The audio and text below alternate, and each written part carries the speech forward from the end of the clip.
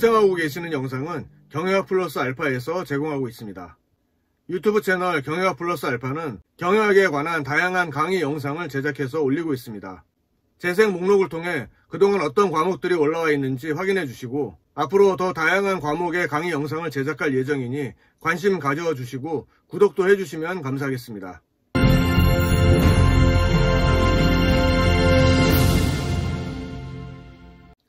지난 영상에서 해외 직접 투자를 설명하는 이론 중에 전통적 자본 이동론의 관점을 지닌 3가지 이론에 대해 알아보았습니다. 이번 영상에서는 전통적 자본 이동론의 한계점을 뛰어넘어 새로운 관점에서 해외 직접 투자를 설명하는 여러가지 이론들에 대해 알아보겠습니다.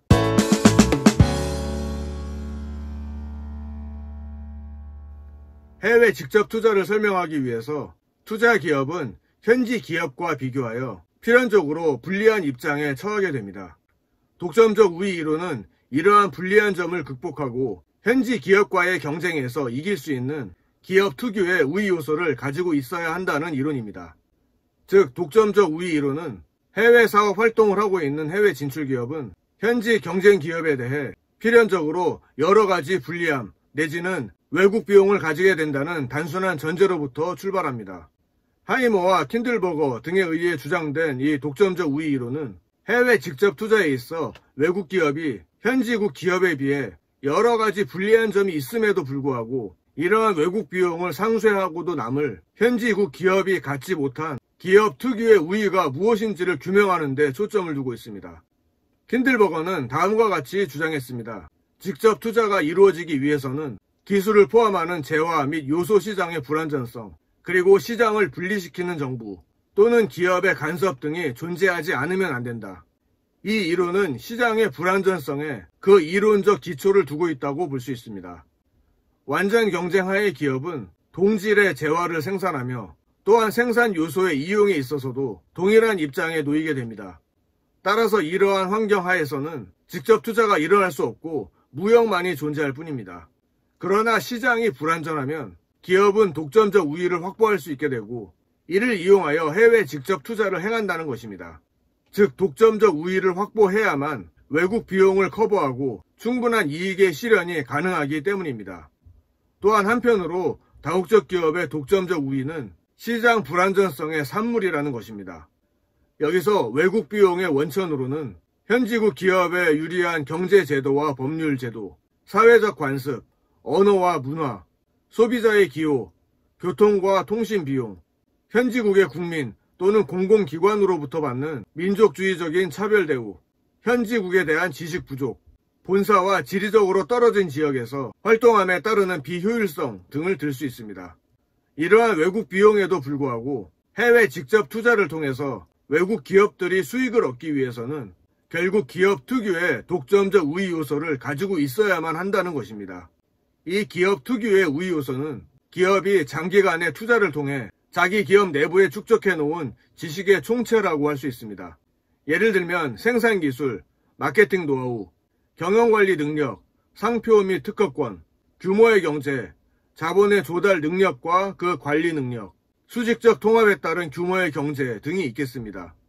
이러한 지식은 이미 과거의 투자를 통해 형성된 것이기 때문에 투자 기업이 그 지식을 사용하는 데 드는 한계 비용은 제로에 가깝습니다. 반면에 현지국 기업이 이 같은 지식을 획득하는 데는 상당한 시간과 비용이 필요하게 됩니다. 다시 말해 이러한 우위 요소들은 최초 개발에 필요한 비용들을 다시 발생시키지 않고 새로운 경쟁 기업의 진입을 방해할 수 있는 것입니다.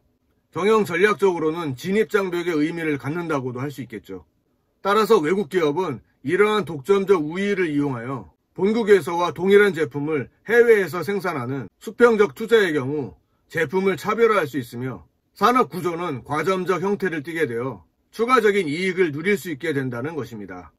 많은 연구들이 기업의 독점적 우위의 존재가 해외 직접 투자를 촉진한다는 점을 실증적으로 증명하고 있습니다.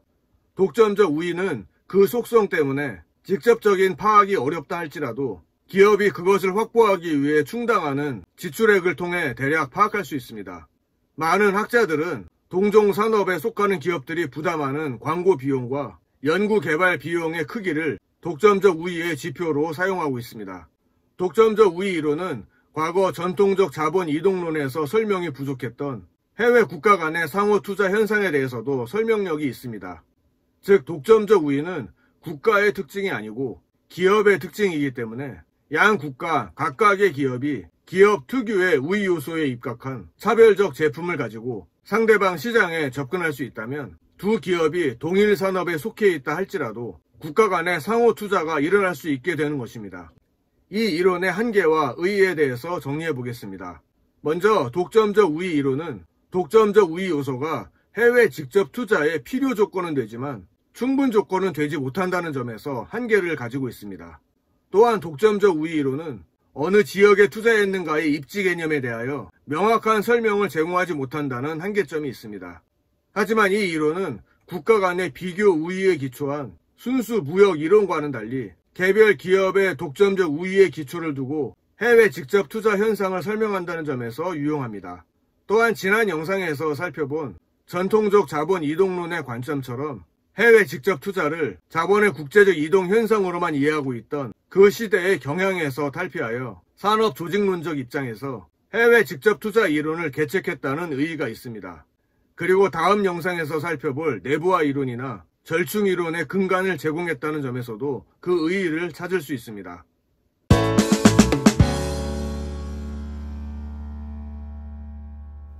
과점적 경쟁 이론은 니커보커가 미국 187개 제조업 부문, 다국적 기업의 해외 직접 투자 자료를 이용하여 기업의 해외 투자 동기를 조사한 결과 제시되었습니다. 과점 산업에서는 차별화된 제품이나 동일한 제품을 취급하는 몇몇 소수 거대 기업들이 시장을 완전히 지배하고 있기 때문에 해외 직접 투자는 경쟁 기업 상호 간의 행동, 반응, 즉 액션과 리액션에 따라서 이루어진다고 주장합니다.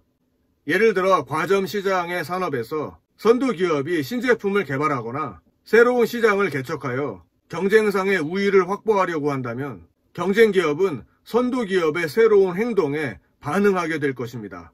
그렇게 하지 않을 경우 선도 기업의 우위에 의해서 경쟁 기업은 시장에서 경쟁적 위치를 상실하거나 성장의 기회를 상실할 위험에 처하게 될 것이기 때문입니다.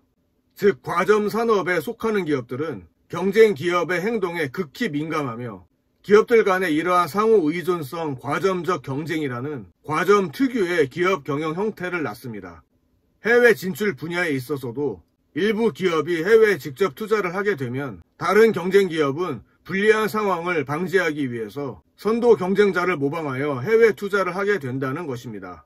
이렇게 볼 때 과점 기업의 1차적인 목표는 이윤 극대화라기보다는 경쟁 기업과 같은 속도로 성장하거나 상대적인 시장 점유율을 유지함으로써 기업 간 균형을 유지하는 데 있다고 할 수 있습니다.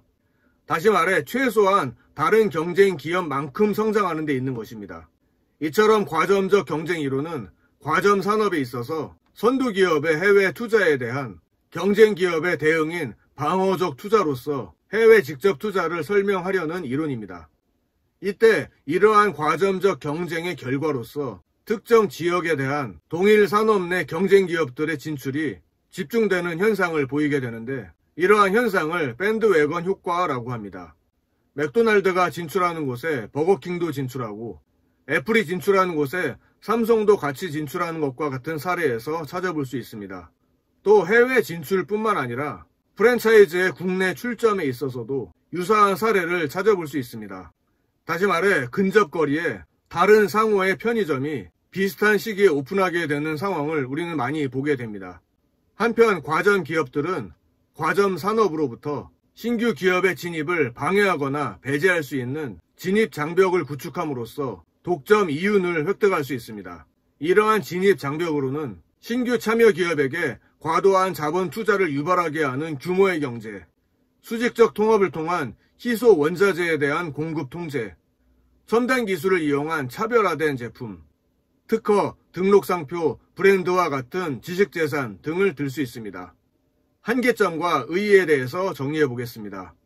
과점적 경쟁 이론은 특히 선진국 간의 동종산업 내의 상호 투자를 설명함에 유용하며 또한 해외 직접 투자가 특정 지역에 집중하는 현상을 잘 설명할 수 있어서 1950년대와 60년대에 걸친 미국 기업들의 대유럽 집중 투자를 설명함에 있어서 매우 유용합니다. 또한 앞으로 살펴보게 될 더닝의 절충 이론에서 간과하고 있는 경쟁이라는 요인을 인식시켜준 점에서 그 의의가 있습니다. 하지만 다른 경쟁 기업들이 반응하게 만드는 최초 투자 기업, 즉 선도 기업의 투자 의사 결정에 대해서는 설명하지 못한다는 한계가 있습니다. 다시 말해 과점 산업에서 경쟁 기업이 해외에 진출한 경우 여기에 대응하는 전략으로 선도 기업을 따라서 해외에 진출하는 사례는 충분히 설명하고 있지만 이러한 대응적 투자를 유발하는 선발 기업의 최초 투자를 잊게 하는 이유를 설명하지 못한다는 한계점을 지니고 있는 것입니다. 아울러 투자 기업이 그들의 투자를 여러 나라에 분산 투자하는 이유도 설명하지 못하고 있습니다. 이번 영상에서는 독점적 우위 이론과 과점적 경쟁 이론에 대해서 알아보았습니다. 시간 관계상 두 가지 이론밖에 살펴보지 못했는데 다음 영상에서 계속 이어지는 강의로 진행하겠습니다. 다음 영상도 계속 보셔야 해외 직접 투자를 설명하는 이론들에 대해서 전반적으로 이해할 수 있을 것입니다. 계속되는 영상을 확인하시려면 구독해 주시고 영상 내용이 도움되셨다면 좋아요도 한번 꾹 눌러주시기 바랍니다. 감사합니다.